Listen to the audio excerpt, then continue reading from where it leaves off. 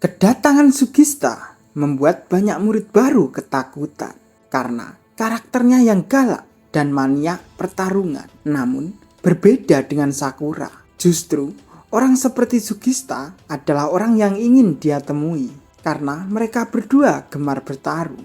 Semenjak SMP, Sugista itu terkenal hebat dalam pertarungan dan dirinya bahkan mendapat gelar Bofuri dari pemimpin geng Furin. Sugista sangat memuji orang yang berada di puncak Furin saat ini.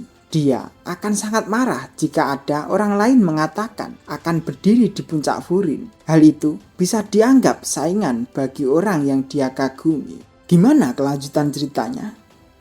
Tetap tonton sampai habis ya. Cerita anime Windbreaker episode ketiga. Tapi tinggalin jejak follow-follow dengan subscribe, like, dan komen agar channel ini bisa berkembang. Lanjut cerita. Pertarungan Sugista dengan Sakura semakin beringas saja. Salah seorang murid berharap ada yang menghentikan pertarungan ini karena Sugista sangat berbahaya dan bisa melukai Sakura. Namun semua salah dugaan. Sakura bukan orang yang lemah. Dirinya berhasil menghindari setiap serangan Sugista, bahkan mengembalikan serangan itu dengan sebuah tendangan yang membuat Sugista mimisan. Semua penonton langsung melongo. Bagi Sakura, Sugista memang kuat, namun dia memuja seseorang yang berdiri di puncak Furin saat ini. Dengan kata lain, Sugista tidak memiliki pemikiran sendiri dan lebih condong sebagai bawahan yang patuh terhadap atasan alias jongos. Dan seorang jongos tidak akan pernah bisa mengalahkan seorang Sakura. Ucapan Sakura membuat suasana memanas.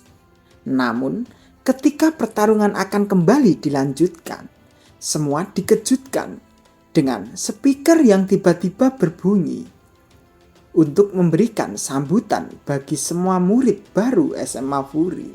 Sakura tidak peduli dengan siapa yang berbicara melalui speaker. Dirinya ingin melanjutkan pertarungan ini.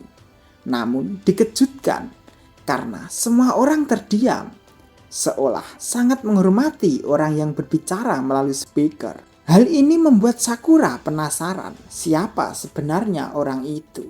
Yang ternyata orang yang berbicara melalui speaker adalah perwakilan dari Bofurin yang bernama Umemiya Hajime. Akhirnya Sakura paham kenapa semua orang terdiam, karena yang berbicara itu adalah orang yang berdiri di puncak Furin saat ini. Orang terkuat di Furin dan orang yang posisinya diincar oleh Sakura. Namun, di balik kengerian seseorang, Umemiya Hajime, dia adalah lawak karena kata-kata sambutannya sangat payah. Meskipun dianggap payah, Sugista tidak terima jika ada orang yang mengejek atau merendahkan ucapan Hajime. Hajime di ruang pengumuman tahu jika murid baru sudah langsung melakukan pertarungan. Dalam sekejap, Sugista mengusap darah di hidungnya dan Hajime tidak mempermasalahkan hal ini. Yang pasti, mereka yang bergabung dengan Furin adalah seseorang Bofurin, sang penjaga kota. Tugas mereka melindungi semua hal yang ada di dalam kota. Ucapan Hajime ini disambut dengan baik oleh para murid baru. Setelah kata sambutan selesai, Sakura mengamati semua orang yang terlihat bersemangat. Meskipun mereka hanya mendengar ucapan Umemiya Hajime dan tidak melihat langsung orangnya. Hal ini membuat Sakura benar-benar penasaran. Seperti apa aslinya orang yang bernama Umemiya Hajime? Kenapa dia begitu powerful? Suo menyuruh Sakura berdamai saja dengan Sugista. Namun Sakura tidak mau karena Sugista duluan yang mencari gara-gara. Akhirnya Suo mengancam Sugista. Bagaimana jadinya jika Umemiya tahu Sugista memukul rekannya sendiri? Ucapan Suo itu membuat Sugista ketakutan dan mengulurkan tangan untuk berdamai. Dengan sedikit keraguan Sakura menjabat tangan Sugista, Dan ini pertama kalinya bagi Sakura berdamai dengan orang yang dia ajak berkelahi. Semua yang melihat pemandangan ini pun merasa senang karena damai itu indah.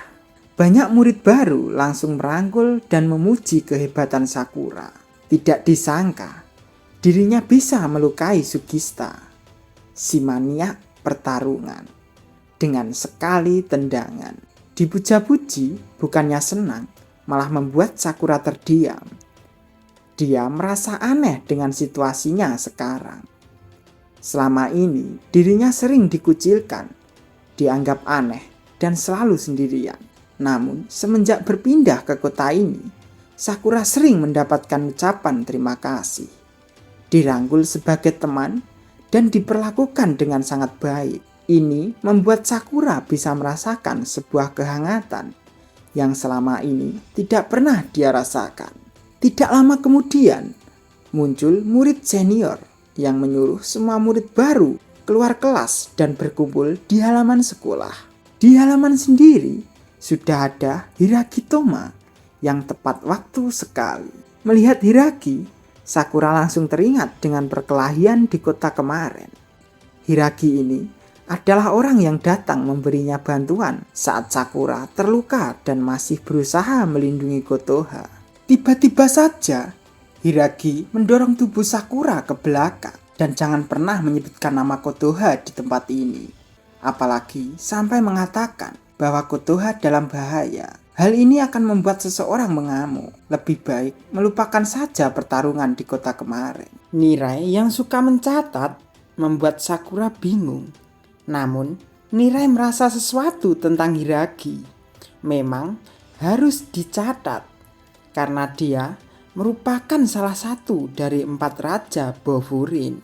Di dalam Bofurin sendiri, Umemiya Hajime adalah orang yang berdiri di puncak. Di bawahnya ada 4 raja yang tugasnya adalah ketua dari setiap kelas dalam 3 angkatan. Dan murid baru sama dengan prajuritnya. Bofurin diambil dari penamaan 4 maharaja langit di urutan dari kelas 1 sampai 4. Tamon, Jikoku, Sojo, Komoku.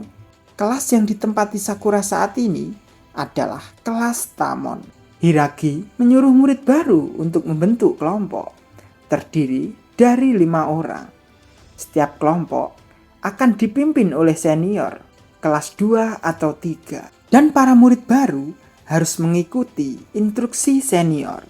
Karena hari ini mereka akan patroli untuk memastikan keamanan kota. Tidak disangka, Sakura satu kelompok dengan Sugista dan dipimpin langsung oleh Hiragi. Karena dia mendapat tugas dari Umemiya untuk mengawasi Sugista dan Sakura supaya tidak berkelahi kembali. Suasana kembali memanas. Dan Hiragi terpaksa berperan untuk mengontrol mereka berdua. Sakura merasa bosan dengan patroli ini karena tidak langsung mencari orang yang bermasalah dan langsung menghajarnya saja.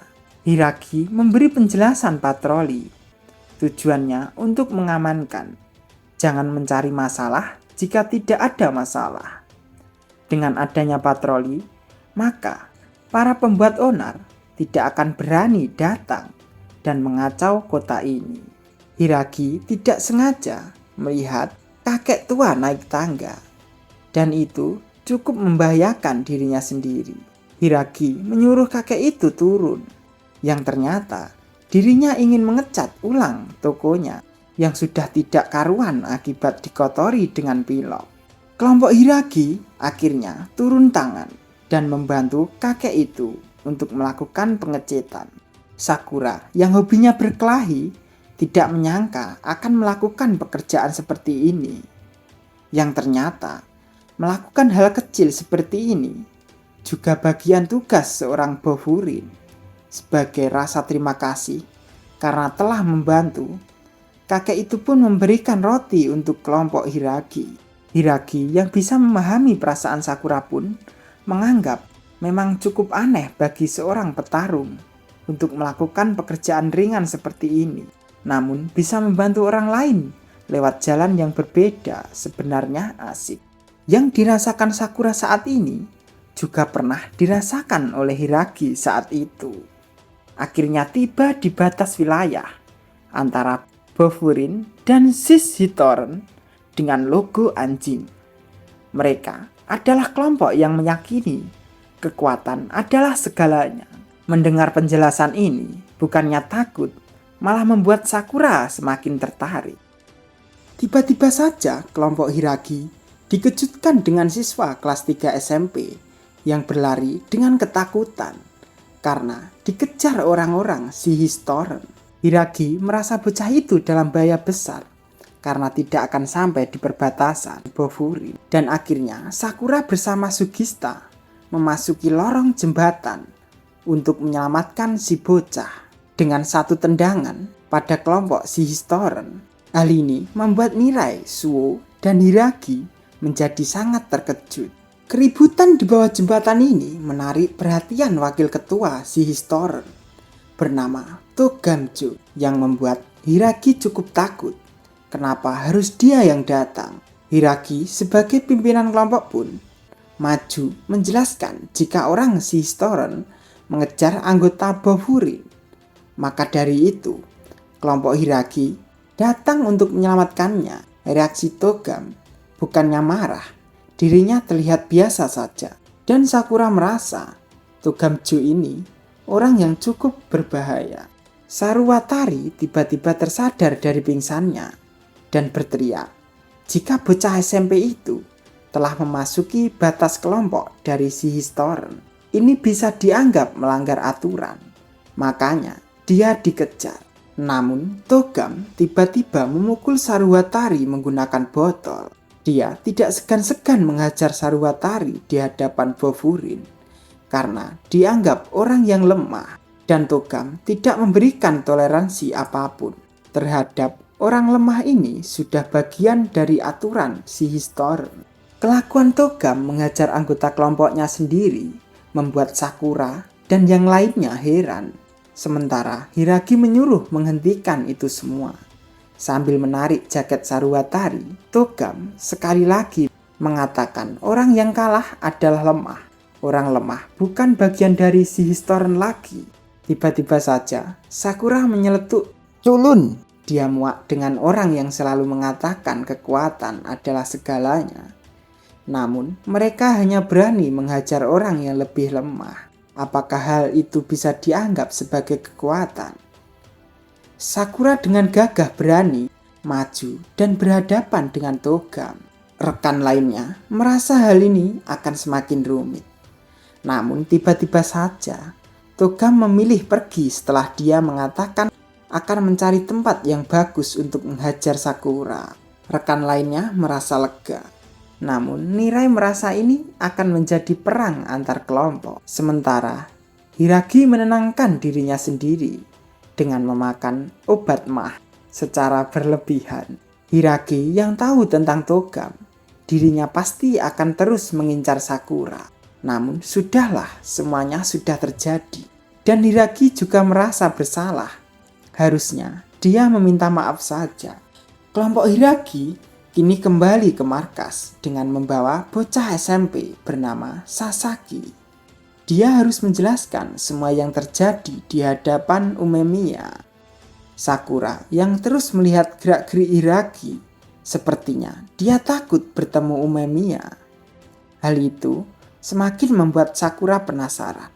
Tibalah kelompok Hiragi di markas utama Umemiya yang ada di atas gedung sekolah. Setibanya di sana, Sakura, Suo, dan Mirai pun merasa terkejut karena ternyata orang yang terkuat di Bofurin adalah orang yang gemar berkebun. Dia menanam berbagai macam sayur dan buah di atas gedung sekolahan.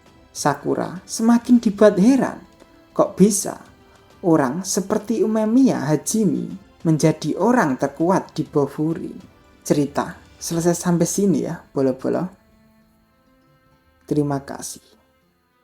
Tapi subscribe lah